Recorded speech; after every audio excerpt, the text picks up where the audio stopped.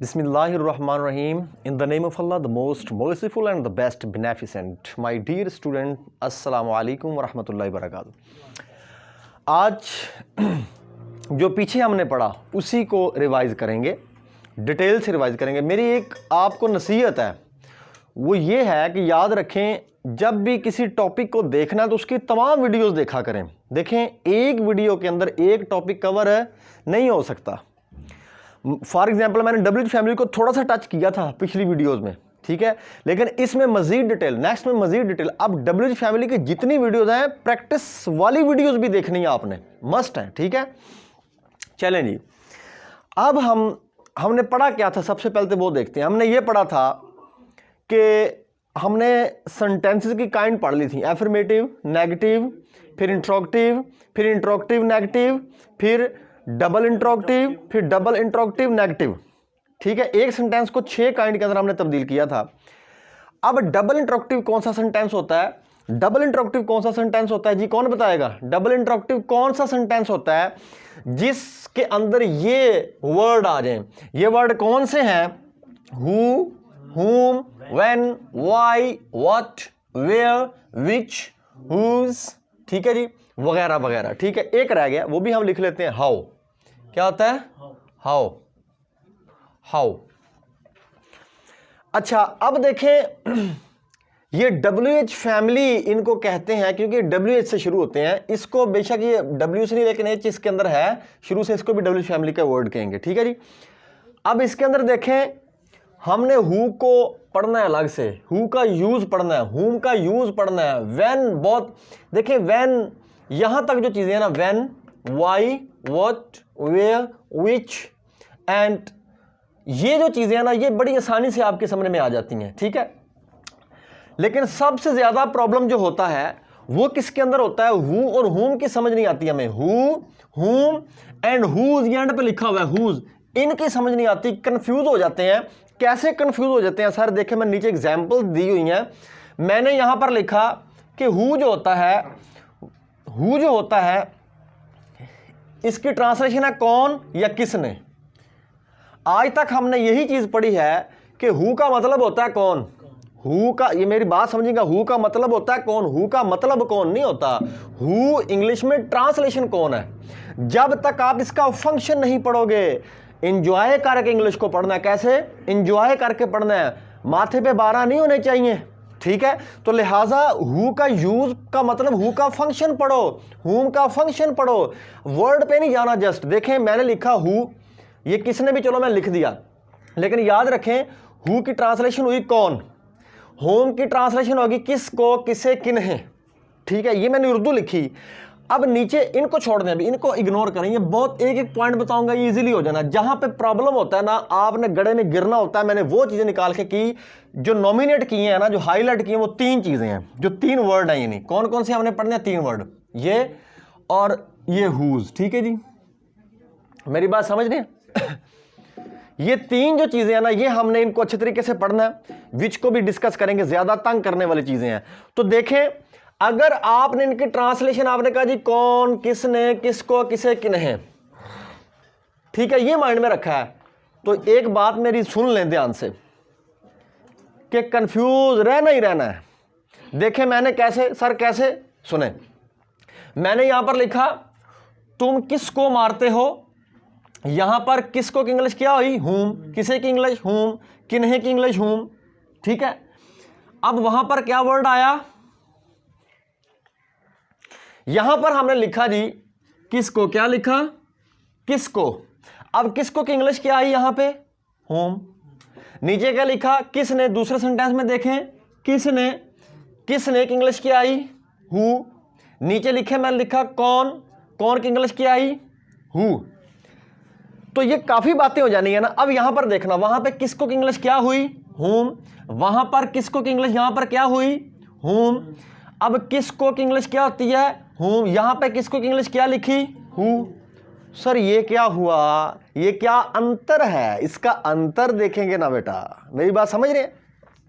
क्यों कि आपके माइंड के अंदर वो रट्टा था जो आपको बचपन से पढ़ाया गया कि कौन जिथे आवे ना तो उत्थे हू ला दी पुत्र, कौन जिथे आवे उत्थे हू ला दी। वो भाई फंक्शन नहीं पढ़ाया। जब तक आप वर्ड के फंक्शन नहीं पढ़ोगे आप चीजों को नहीं तैयार कर सकोगे, आपके अंदर कॉन्फिडेंस लेवल नहीं होगा। ठीक है, लिहाजा ये आपने CSS करना है, PCS, कुछ भी आपने मुकाबले के इम्तिहान देने हैं, गवर्नमेंट जॉब्स के लिए, ये बेसिक है। इस रूट के, इस जड़ को पकड़े बिना, ये मेरी बात याद रखना, अगर आप भागने की कोशिश करोगे तो ये वो फॉल्ट है जो कभी खत्म नहीं होने और आपने कामयाब नहीं होना। ये मेरी बात सुन ले, ये वो बेसिक है, इनको करके आगे जाओ। बड़ा कुछ सिखाऊंगा इंशाल्लाह, आगे काफी पार्ट ऑफ स्पीच पढ़ेंगे, क्लोज एवरीथिंग इंशाल्लाह। लेकिन सर ये क्यों पढ़ने हैं? क्योंकि इन्हीं पर इंग्लिश बेस करती है। 6 जो काइंड के सेंटेंसेस हमने पढ़े, एफर्मेटिव से लेकर डबल इंट्रोगेटिव तक। अब डबल इंट्रोगेटिव के अंदर जो तंग करने वाले वर्ड है ना, जिनकी समझ नहीं आती, वो हु इनका डिफरेंस देखना है। ठीक है, इसलिए मैंने थोड़ा सा उलझाया है यहां पे। आपको क्या किया है, और बोलो ना, उलझाया है बेटा। तो उलझाने का तरीका क्या किया कि एक दफा अभी टॉपिक कब शुरू हुआ, अभी तो बता रहा हूं, थोड़ा सा हेलो हाई इंग्लिश के साथ करते हैं, वाकफियत तो होगी हु के साथ, फिर उसका एक्यूरेट आपको कॉन्सेप्ट दूंगा, जबरदस्त कॉन्सेप्ट, यखनी पिला देने वाला कॉन्सेप्ट। यखनी पीने से फौरन सेहत तंदुरुस्त होती है ना इंसान, इसी तरह से यखनी पिलाऊंगा डायरेक्ट। ये नहीं कि बकरा ज़बा करके आपको जो है वो पका पकू के खा लो, बल्कि उसकी भी यखनी निकाल के यूं फेंकेंगे और माइंड उसको पिक कर लेगा। तो अभी तो सिर्फ थोड़ा सा इसके साथ हेलो हाय कर रहे हैं, अभी लेक्चर नोट नहीं करना अपने कॉपी पे। तो मैं बात क्या कर रहा था कि हूं किसको, किसे, किन्हीं की इंग्लिश क्या होती है, हूं मैंने बता दिया। कौन, किसने की इंग्लिश क्या होती है, हु। ठीक है, आपके दिमाग में ये था, फिर से सुनो, किसको, किसे, किन्हीं इनकी इंग्लिश क्या होती है, हूं। किसको, किसे, किन्हीं इसकी इंग्लिश क्या होती है, हूं। किसको, किसे, किन्हीं की इंग्लिश क्या होती है, हूं। अब कौन, किसने की इंग्लिश क्या होती है, हु। ओके सर, अब आपने एक बात माइंड में रखनी है, किसको की इंग्लिश क्या होती है, किसको की इंग्लिश क्या होती है जी, हुम होती है। ठीक है जी, अब वहां पर देखें जो मैंने पहली एग्जांपल लिखी, तुम किसको मारते हो, तुम किसको मारते हो, वहां पे किसको इंग्लिश क्या की, हुम। अब यहां पे किसको इंग्लिश क्या आई, ये सही लिखा है, ये गलत तो नहीं है, लेकिन आपने कहना सर गलत है, लेकिन है ठीक। सर ये क्या अंतर है, तो क्या है, यही तो समझाना है क्या है। अच्छा, अब यहां पर आ गया किसका, ये घर किसका है। अब किसको, किसका, फंसे रहेंगे ना, उलझन में पड़े रहेंगे ना, सर ये किसको, इसकी इंग्लिश हु, वहां पे हूं और यहां पे हूद, ये क्या है गड़बड़। मेरी बात समझ रहे हैं ना। इसलिए अगर इन अंतर से बाहर निकलना चाहते हो, यहां पे देखें सर, ये तो चलो मैंने इजाफी लिख दिया था ना, ये किसने की, हमने कौन ही पढ़ा होता है, तो कौन की इंग्लिश होती है हु। तो यहां पर देखो कौन लिखा मैंने, कौन की इंग्लिश हु आ गई, ये तो समझ में आ गया। अब किसने की इंग्लिश कैसे हु बनी सर, व्हाट इज। सो ये बात माइंड में रखें, if you want to learn the lot of knowledge, acquire the lot of knowledge about English, and if you want to achieve the confidence level in English, so you have to learn the function of the word. Understand what I'm saying to you, yes, my dear students, my sweet students, are you understanding? Yes, okay, so हमने function को read करना है, तो अब शुरू करें, अपने काम की तरफ आए। तो इसके अंदर क्या अंतर है, क्या है, इतना कुछ याद करने के बजाय फोकस किस पे है, हु पे है, हुम पे है, उसके बाद हुज पे है, देखेंगे। तो अगर हम ये देखें सर, ये घर किसका है, अब किसका की इंग्लिश क्या आएगी, मिक्स हो गया, किसको, किसका, या यहां पर मैं लिख दूं किसकी चीज, फलां चीज। अब किसकी ये चीज है, किसका घर, अब किसकी ये चीज, किसका घर, किसका और किसकी, में फंस गए ना। तो इतना कुछ सर वो बताएं, तो बेटा एक्सपीरियंस होता ही वो है जो टीचर यूं करके फेंके और आप उसको पकड़ लो। तो मैं एक पॉइंट बताने लगा हूं आपको, तो पॉइंट सुनने के लिए आर यू एग्री? ओके, तो इंग्लिश के साथ क्या करेंगे, एंजॉय करेंगे, टेंशन लेके नहीं पढ़ना बेटा। ठीक है, इसको, इस पर मंत्र करेंगे, क्या करेंगे, इस इंग्लिश को इस तरीके से पढ़ेंगे, इसको इतने थप्पड़ मारेंगे लेफ्ट से राइट से, हाथ बांध के खड़ी हो जाएगी कि मैं आ गई हूं, बस करो आका। मेरी बात समझ रहे हो। लिहाजा अब टॉपिक की तरफ चलें। ओके, मूव करते हैं।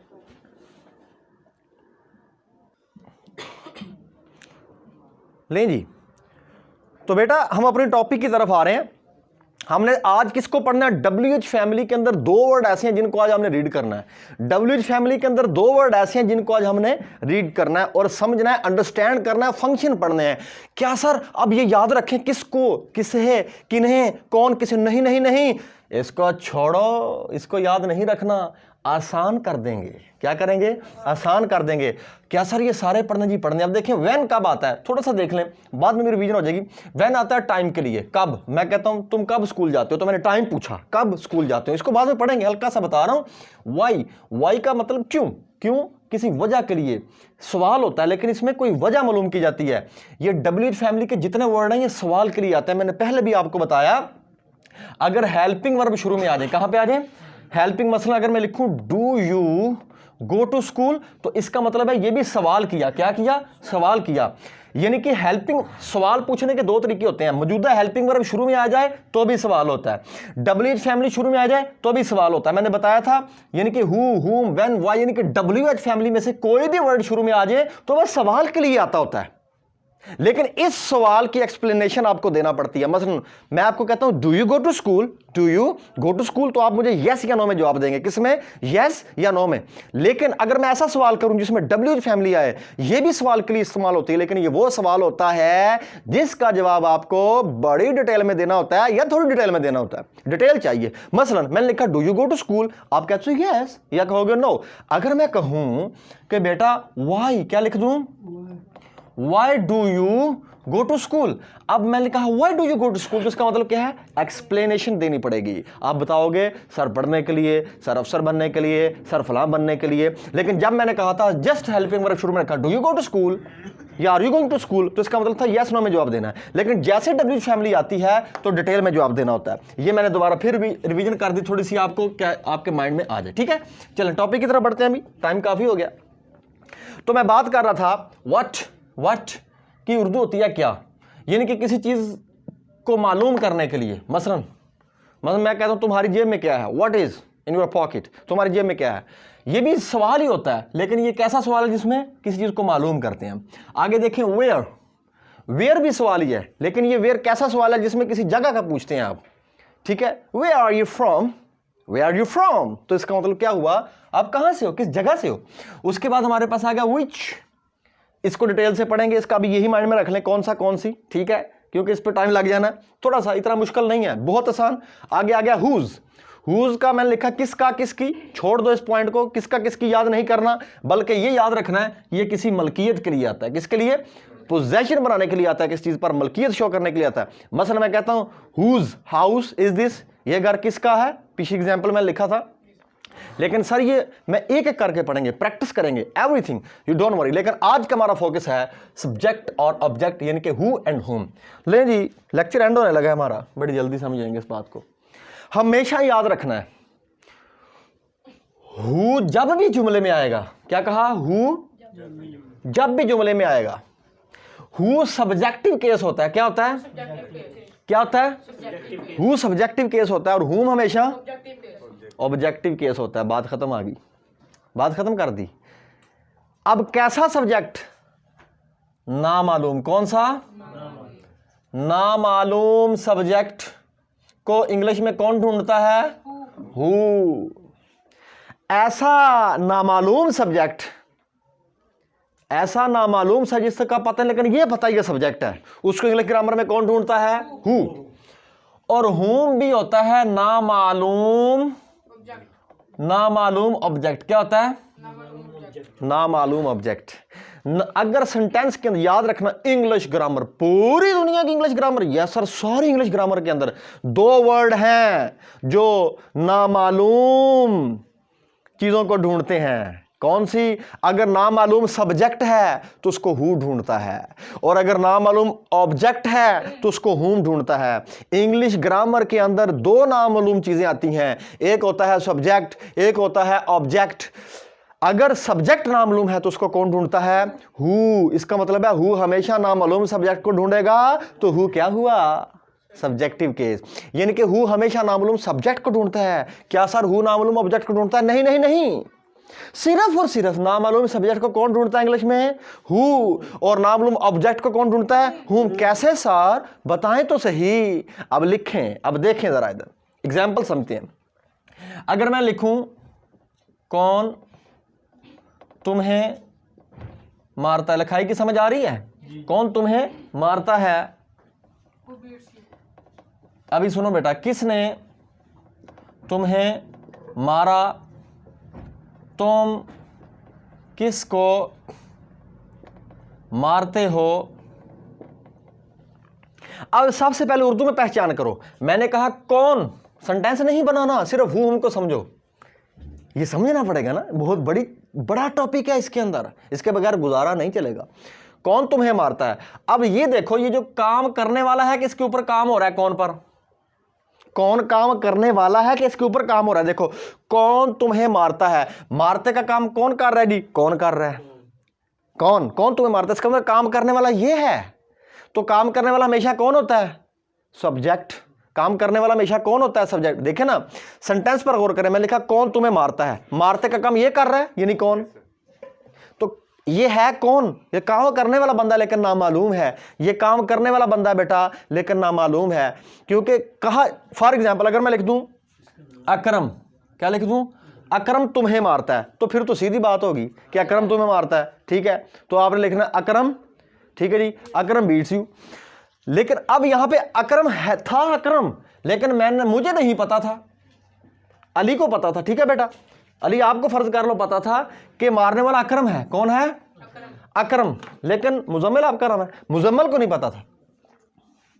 मुजम्मिल ने कहा कौन तुम्हें मारता है, मुजम्मिल ने क्या कहा, अगर अली होता, अली को तो पता है ना अकरम का, तो अली कहता अकरम तुम्हें मारता है। लेकिन मुजम्मिल ने पूछा वो कौन तुम्हें मारता है, पंजाबी में कौन मारता है।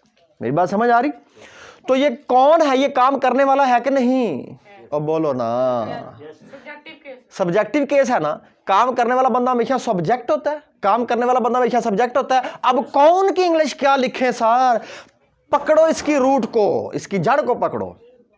तो कौन की इंग्लिश क्या आएगी, कौन आपने देखा कि सब्जेक्ट बना, काम करने वाला है, तो सब्जेक्ट को इंग्लिश ग्रामर में हमेशा कौन ढूंढता है, हु ढूंढता है, ठीक है। नामालूम सब्जेक्ट को हमेशा कौन ढूंढता है, हु ढूंढता है। तो इसकी इंग्लिश क्या लिखेंगे, कौन की, ये इसका फंक्शन है। इसके फंक्शन को पढ़ना, आगे चले। किसने तुम्हें मारा, किसने तुम्हें मारा, किसने तुम्हें मारा। अब आपने देखना है, अब आपने देखना है ये जो किसने लिखा है, क्या लिखा, किसने तुम्हें मारा, वो कौन सा बंदा है, कह रहा है केड़ा बंदा है जिन्हें तीनों मारा है। तो किसने काम करने वाला है कि नहीं, किसने तुम्हें मारा किसने, मसलन अली ने तुम्हें मारा, मैंने अली को छोड़ के, मुझे नहीं पता था अली है।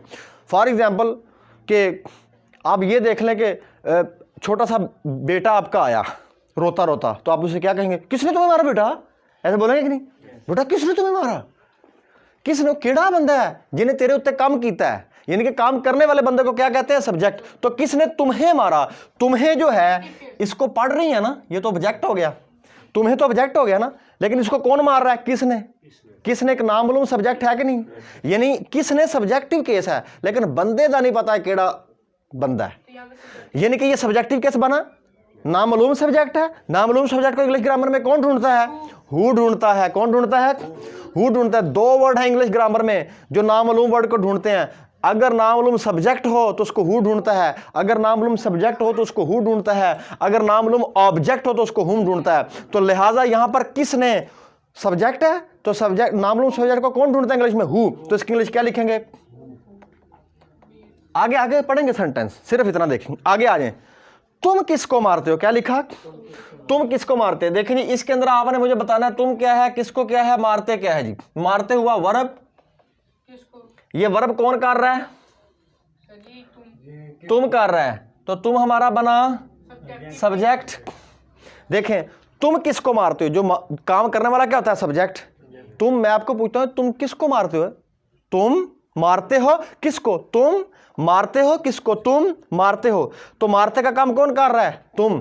तो काम करने वाला हमेशा क्या होता है, सब्जेक्ट। यहां पे सब्जेक्ट हुआ तुम, लेकिन किसको, ये तुम जो है मारते का काम किसी बंदे पर कर रहा है, और बंदा नामालूम है।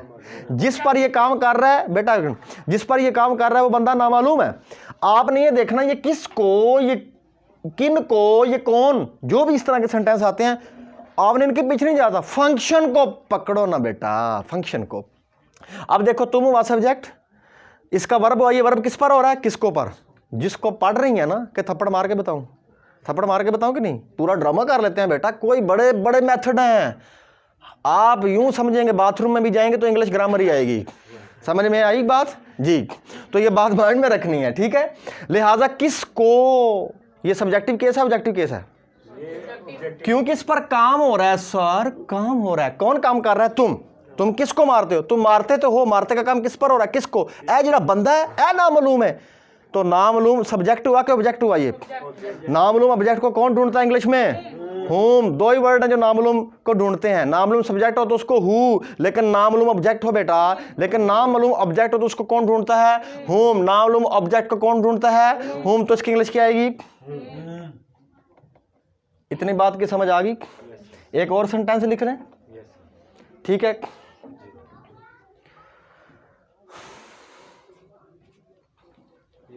आगे पढ़ते हैं। चलें जी बेटा, बस इसको मजीद प्रैक्टिस, जब मेरा लेक्चर एंड हो जाएगा तो ये बात याद रखना, इसकी हो ही नहीं सकता कि आपको समझना है, अल्लाह के फजल से, ठीक है। फिर भी कोई प्रॉब्लम रह जाए तो आप मुझे, ये वीडियो भी बन रही है, यूट्यूब पे अपलोड हो जानी है, तो नीचे कमेंट से भी कर सकते हैं घर जाकर, जैसे भी, ठीक है। तो बार बार बताता हूँ कि मेरा जस्ट मकसद ये नहीं कि अर्निंग ही आए, ठीक है। तो मैंने बिल्कुल सादे से अंदाज से पढ़ाना शुरू किया, लेकिन समझ आनी चाहिए आपको। इतना टाइम ही नहीं है कि मैं यहाँ पे बड़ी बड़ी LCD प्रोजेक्ट लगा के और सारा नहीं। तो जैसे ही मकसद ये है कि भाई आपने फल खाना है, आपने ये नहीं देखना, मकसद ये है कि आपने पेड़ को नहीं फल खाना है, बस समझ आ रही है तो ये वही लेवल। इसको मैं वो क्या कहते हैं, ज़रा सुर्खी पाउडर करके समझा दूँ, यानी कि थोड़ा सा राइटिंग VIP और थोड़ा सा पीछे बैकग्राउंड, तो चीज़ें वही हैं, बस बात को समझो क्या है। मैं आप भी एडवांस कर देंगे, काम चल रहा है इंशाल्लाह। अच्छा, समझना है आपने, ठीक है। देखिए, एक लेवल इंसान का वो होता है कि वो रूढ़ी पर भी बैठा हो ना बेटा, रूढ़ी पर भी बैठे हैं अगर, तो हीरा हीरा ही होता है, चाहे रूढ़ी में पड़ा हुआ हो।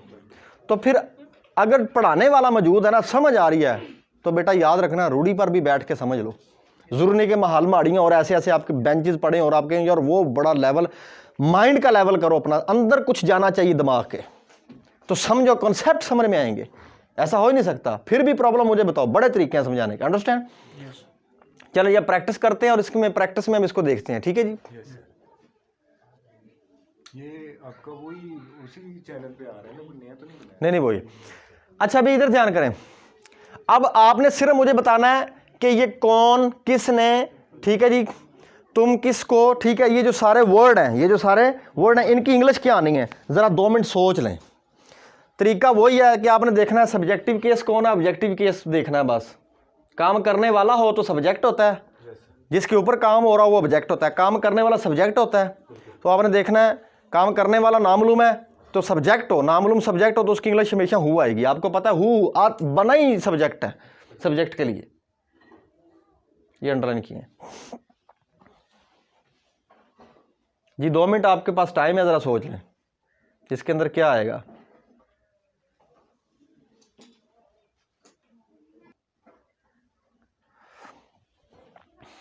देखें, मैंने सेंटेंस पढ़ा, जिससे पूछूं बताएगा कौन अकरम को मारता है, कौन, आप खामोश, कौन अकरम को मारता है। हाँ जी, ये कौन सब्जेक्ट है कि ऑब्जेक्ट है? काम करने वाला है या कौन पर काम हो रहा है? क्या? वेरी गुड, सब्जेक्ट हुआ। क्यों? कौन अकरम को मारता है, मारते का काम कौन कर रहा है? कौन।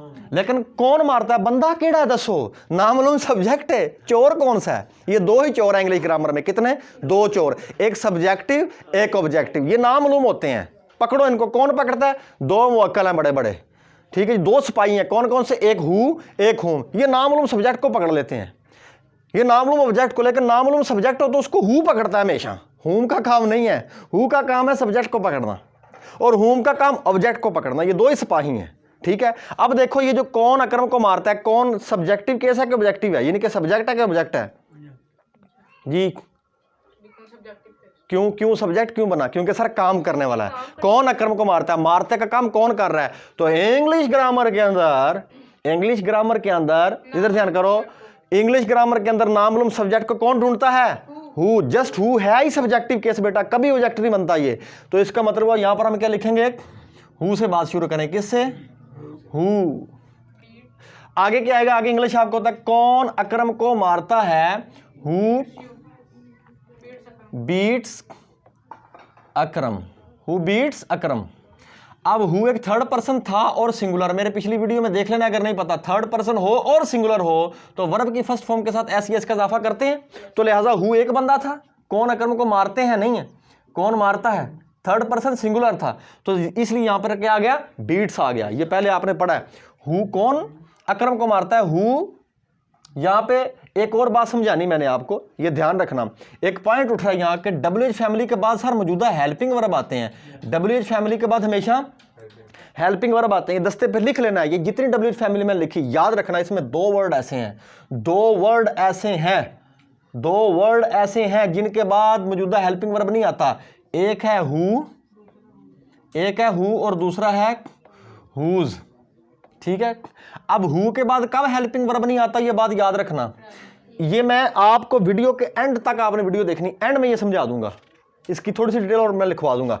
हु और हुज के बाद हेल्पिंग वर्ब नहीं आते। क्या आता है इसको देखेंगे, फिलहाल इतना माइंड में रखो और आगे चलते हैं। इसको डिटेल में पढ़ाऊंगा मैं आपको। अच्छा जी, क्योंकि पीछे तो हमने पढ़ा कि WH फैमिली का हेल्पिंग वर्ब आता है, लेकिन इंग्लिश ग्रामर में दो वर्ड ऐसे हैं, एक हु और एक हुज, जिनके बाद हेल्पिंग वर्ब नहीं आता। फिर क्या आता है वो आगे पढ़ेंगे। पहले क्योंकि बहुत बेसिक क्लास है, मुझे बहुत डिटेल से पढ़ाना पड़ता है निचले लेवल से, लिहाजा इसको समझो अभी। ठीक है, स्टेप बाय स्टेप चलेंगे ना। अब देखें, हु थर्ड पर्सन सिंगुलर और बीट्स अकरम। ठीक है जी, टेंस में नहीं उलझेंगे अभी, हु और हुम को पढ़ रहे हैं, यहां तक रहेंगे, बाकी थोड़ी सी डिटेल बता के आगे चलेंगे।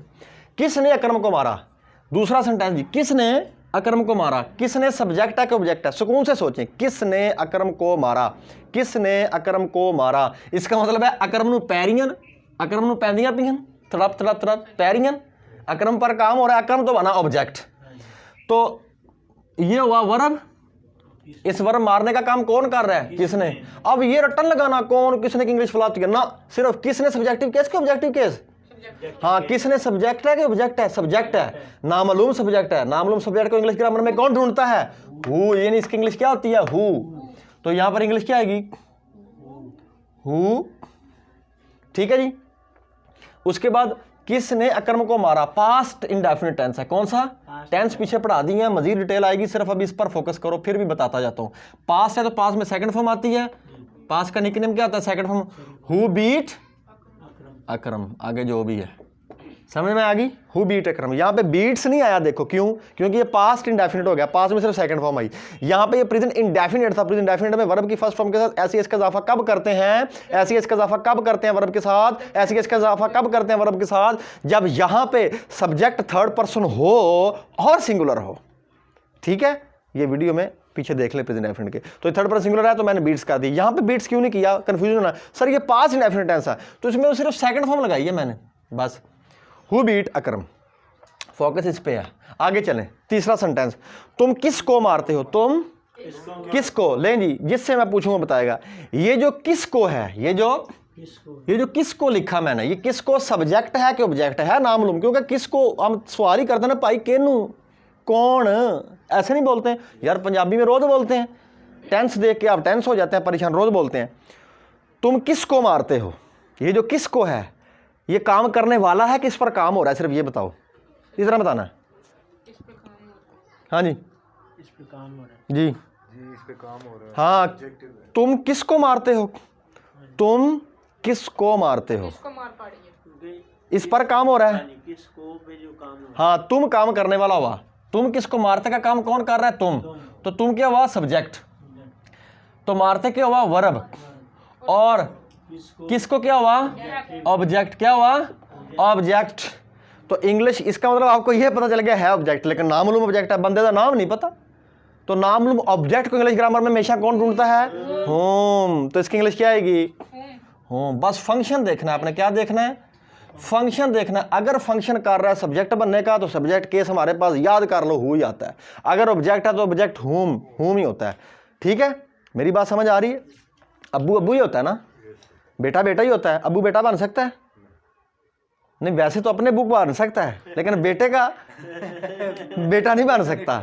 इसी तरह से याद रखना है कि हु है ही, बना ही सब्जेक्ट के लिए है, बस इसमें कोई सवाल ही नहीं है कि सब्जेक्टिव केस को शो करता है। हुम होता ही ऑब्जेक्ट है, बस बना ही ऑब्जेक्ट के लिए, तुम मेरे लिए बने हो, कहते नहीं वो, तब तो बड़ा होता है, मजा आता है, नहीं बस तुम तो मेरे लिए बने हो, तो ये भी तो इसी के लिए बना है, तो जिसके लिए बना उसको दो ना, नहीं तुम किसी और के नहीं हो सकते, बस तुम्हें अल्लाह ने मेरे लिए बनाया है।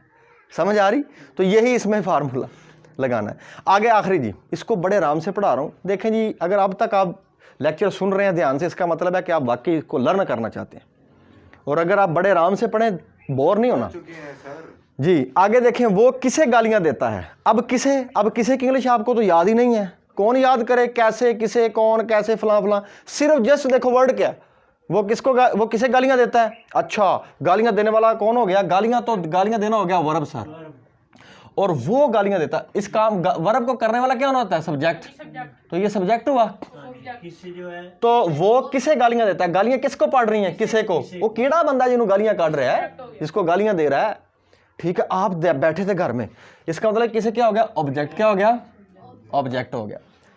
आप घर में बैठे, आपके हमसाए जनाब अजीबो गरीब किस्म के थे, अल्लाह साहब को हमसाए अच्छे थे, गालियां की बात शुरू होगी।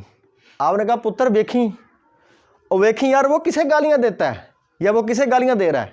ठीक है, इसका मतलब है ਇਹ ਜਿਹੜਾ गालां कढ़ रहा है ਇਹ किहनू कढ़ रहा है, वो ना मालूम है, दसी ना मैनू। तो उसने आ कह दिया ओ तेरे ताए नू कढ़ रहा है। समझ आ गई बात की।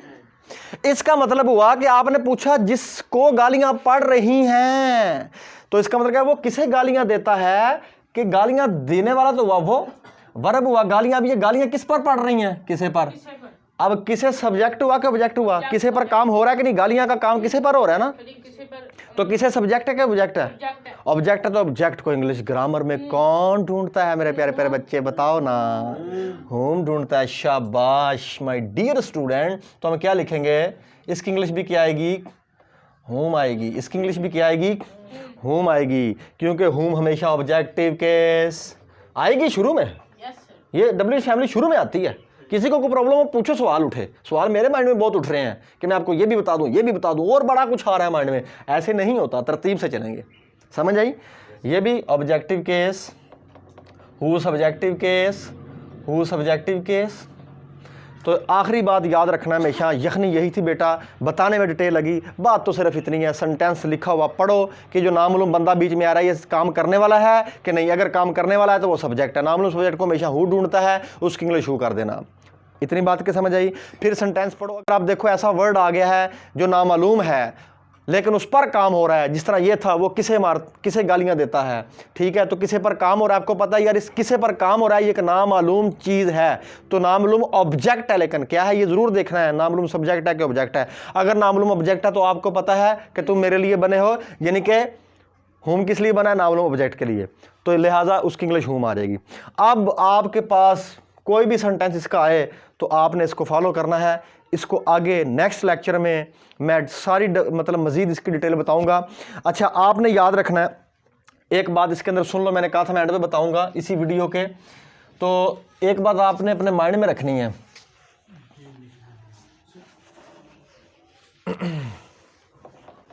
ये जो हु होता है ना, एक मिनट सुनना जरा, हु देखिए मैं लिखता हूं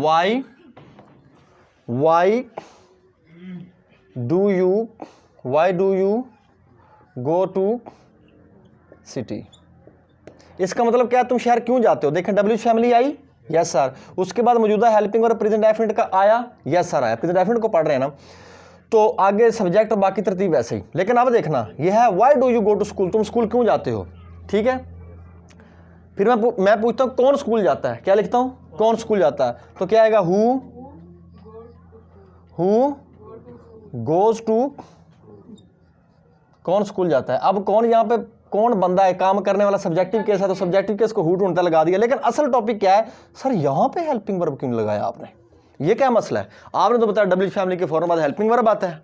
ये देखें ये डब्ल्यू फैमिली आई ना, ग्वांडी इकलौतरी ना लेके आए, डब्ल्यू फैमिली का हिस्सा है ना, तो ये भी डब्ल्यू फैमिली का हिस्सा है। यहां पर आ रहा है, यहां पर क्यों नहीं आ रहा। तो याद रखना, ये एक बात नोट कर लो, आपने लिखना है नोट, कॉपी पे लिखना है, फिर समझाता हूं बाद में क्या लिखना है।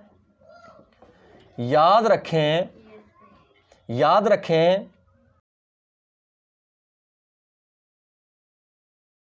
हु के बाद, क्या कहा, हु के बाद अगर जुमला किसका हो, एफर्मेटिव हो, क्या हो, एफर्मेटिव हो, और प्रेजेंट इनडेफिनेट का, और प्रेजेंट इनडेफिनेट का हो, तो उसके बाद यानी हु के बाद हेल्पिंग वर्ब नहीं आते, कोई भी हेल्पिंग वर्ब नहीं आता। कब? अब इसको समझ लेते हैं, जो आपने कॉपी भी लिखने ना। देखिए मैंने कहा याद रखें, समझाता हूं, सारी बात समझाता हूं, टेंशन नहीं लेनी। याद रखें हु के बाद अगर जुमला एफर्मेटिव हो और प्रेजेंट डेफिनेट का हो, हु प्रेजेंट डेफिनेट में भी आ सकता है, हु प्रेजेंट कंटिन्यूस में भी आ सकता है, हु पास्ट इंडेफिनिट से कितने में आ सकता है, ठीक है। अच्छा, प्रेजेंट इंडेफिनिट का हो, इसके साथ एक और चीज ऐड करने लगा हूं, या पास्ट इंडेफिनिट का, या ये आप कॉपी पे लिख लें, जरा लिखने में समझ नहीं आ रही होगी। उसने कहा कि याद रखें हु के बाद अगर जुमला एफर्मेटिव हो और प्रेजेंट इंडेफिनिट या पास्ट इंडेफिनिट हो, लिखो याद रखें हु के बाद अगर जुमला एफर्मेटिव हो और प्रेजेंट डेफिनेट या पास्ट इंडेफिनिट का हो, प्रेजेंट डेफिनेट या पास्ट इंडेफिनिट का हो, तो उसके बाद यानी हु के बाद हेल्पिंग वर्ब नहीं आता। क्या कहा देखना, जो कहा वो बताने लगा हूं। मैंने कहा देखें ये जुमला कौन सा है, प्रेजेंट डेफिनेट का, प्रेजेंट डेफिनेट ही है ना। कैसे पता चला सर? ना तो इसमें बात हो रही है कंटिन्यूस की, ना इसमें बात हो रही है मुकम्मल होने की। कौन स्कूल जा रहा है भी नहीं है और कौन स्कूल जा चुका है भी नहीं है, तो पीछे बचा क्या? Present definite. ये जुमला प्रेजेंट डेफिनेट का है, ठीक है जी। और एफर्मेटिव भी, एफर्मेटिव आप पीछे पढ़े हैं मुस्बत जुमला, इसमें मनफी की बात नहीं है। अगर जुमला प्रेजेंट इंडेफिनेट का हो और मुस्बत हो, मनफी ना हो, तो उसके बाद डबल फैमिली के बाद यानी हेल्पिंग वर्ब नहीं आता। एक और जुमले में समझाते हैं, अब देखना यहां पे हु के बाद आएगा, हु के बाद हेल्पिंग वर्ब आते भी हैं और नहीं भी आते। कब नहीं आता? याद रखें हु के बाद अगर जुमला एफर्मेटिव हो और प्रेजेंट डेफिनेट या पास्ट डेफिनेट का हो, तो इसके बाद यानी हु के बाद हेल्पिंग वर्ब नहीं आते। ये शर्त है, जो लिखा हुआ है ये समझ लो, एग्जांपल से बड़ी समझ आएगी। अगर मैं लिखूं कौन स्कूल नहीं जाता, क्या है? कौन स्कूल नहीं जाता, तो क्या आएगा? हु कौन स्कूल नहीं जाता, हु डू नॉट के डज नॉट, शाबाश, who does not go to school. ये पिछली वीडियो डिटेल से देखोगे तो समझ आनी है सही तरह।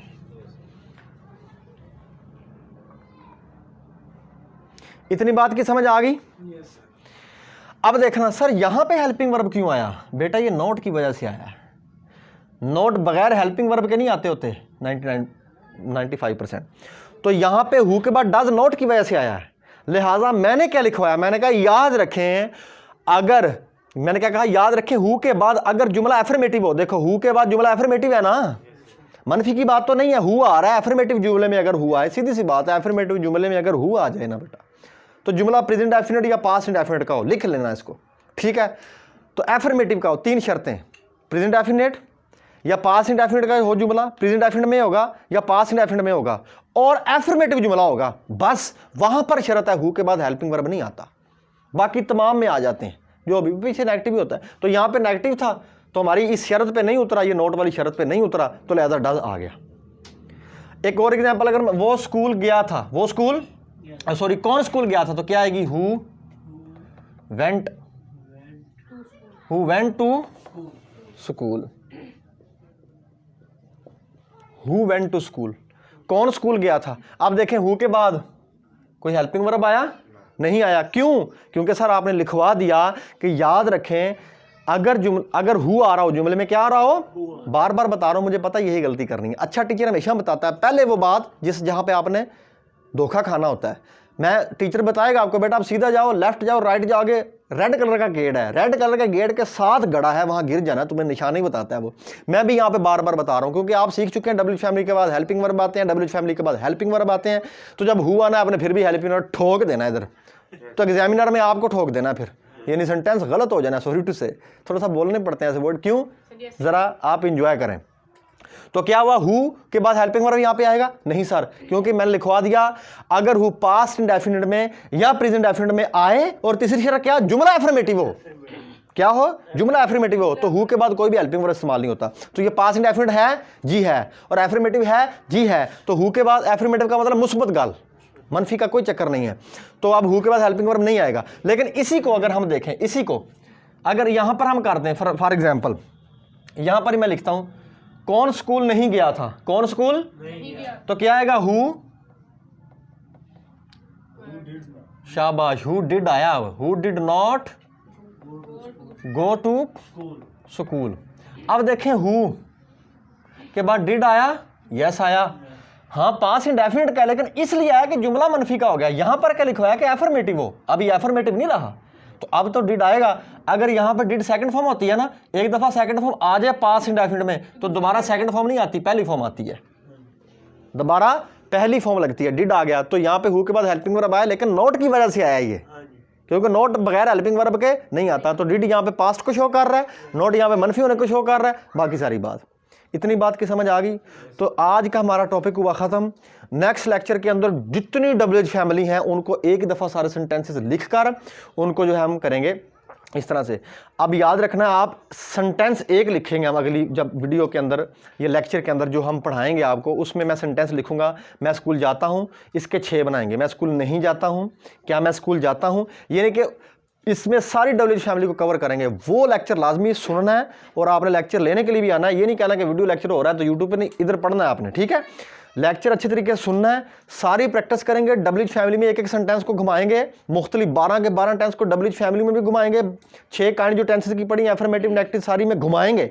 जब इंग्लिश को इधर से भी थप्पड़, इधर से भी थप्पड़, ऊपर से भी थप्पड़, साइड से भी थप्पड़, इतने थप्पड़ लगेंगे, इसको घुमा घुमा के पढ़ेंगे तो ये यूं आ जाएगी। उसके बाद पार्ट ऑफ स्पीच इसमें करेंगे, एक्सप्रेशन डालेंगे इसके अंदर, बड़ा कुछ इन्हीं के अंदर। ये इस पे ग्रिप करो, फिर आगे पढ़ेंगे। अगर वाकई पढ़ना है, अगर हमें मजाक करना है तो फिर कोई और वीडियो देख लो, कहीं और चले जाओ। Thank you so much, so nice of you, so sweet of you.